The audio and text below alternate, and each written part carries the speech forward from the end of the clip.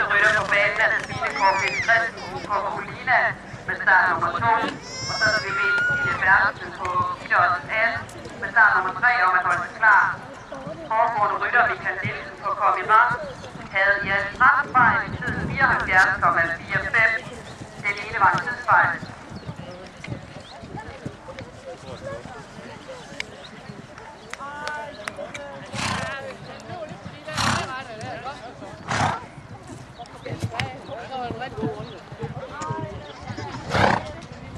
Og på banen har vi Sabine Corfitz Christensen på hesten Colina.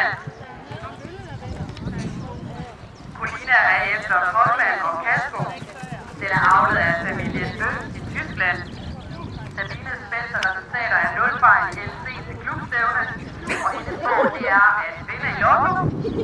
Og i hendes form det er der altid plads til en galopspring ekstra.